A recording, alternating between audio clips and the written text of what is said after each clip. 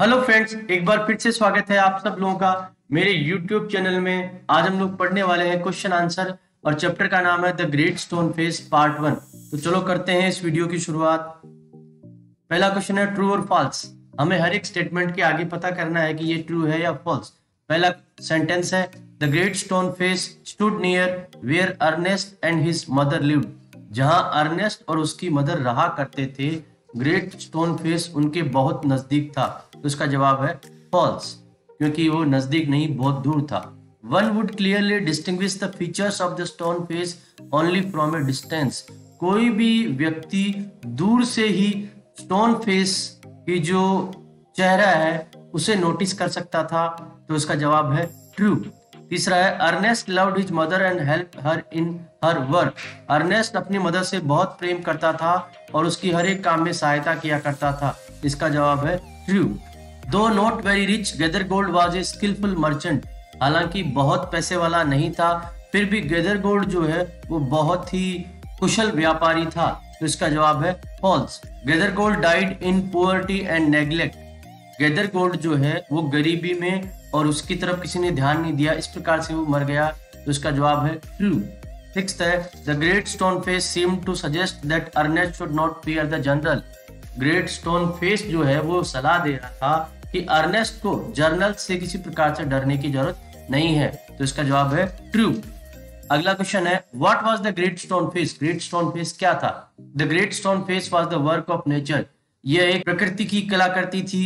The rocks were put one over the other on the mountain side. पहाड़ की तरफ चट्टाने एक दूसरे के ऊपर रखी हुई थी। They resembled the features of a human face. और वो इस प्रकार से रखी हुई थी कि उनमें एक चेहरा दिखाई देता था। What did young Ernest wish when he gazed at it.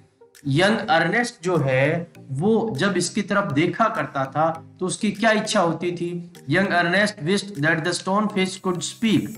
Young Ernest की ये इच्छा होती थी कि काश ये स्टोन फेस है वो बात कर सकता। He wish to love the man dearly who ever resembled that face. वह ये सोचता था कि जो व्यक्ति भी इससे मिलेगा मैं उससे बहुत अधिक प्रेम और सम्मान दूंगा। What was the story attributed to the Stone Face. Stone Face से जुड़ी हुई क्या कहानी थी?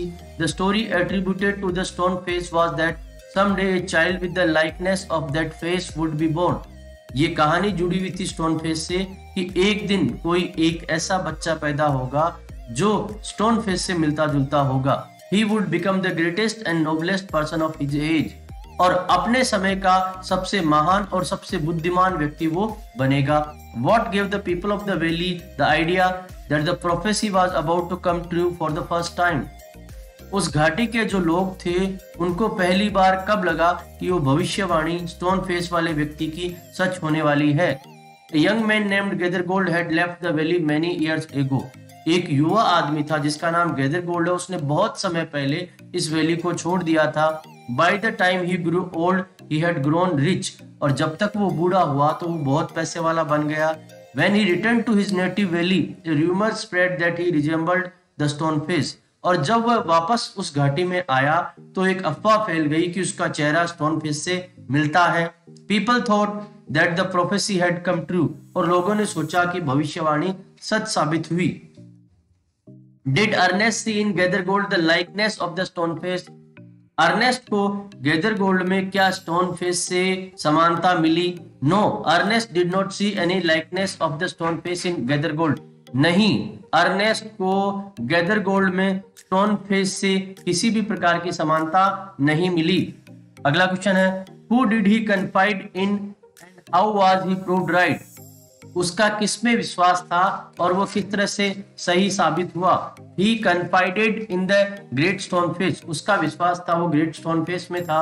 After Gathergold's death, as his wealth and gold had already disappeared, it was generally agreed that the Gathergold had no resemblance with the great stone face। Gathergold की मृत्यु के बाद में उसका धन और सोना जो है वो जा चुका था और सभी लोगों ने ये मान लिया कि गैदरगोल्ड जो है उसका ग्रेट स्टोन फेस से समानता का कोई लेना देना नहीं था। What made people believe General Blood and Thunder was their man? लोगों को किस प्रकार से विश्वास हुआ कि जनरल ब्लड एंड थंडर जो है वो वही व्यक्ति है जिसकी वो तलाश कर रहे हैं।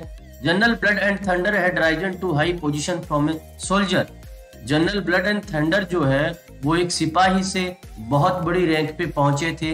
When he returned to the valley, his childhood friends said that General had always looked like the stone face.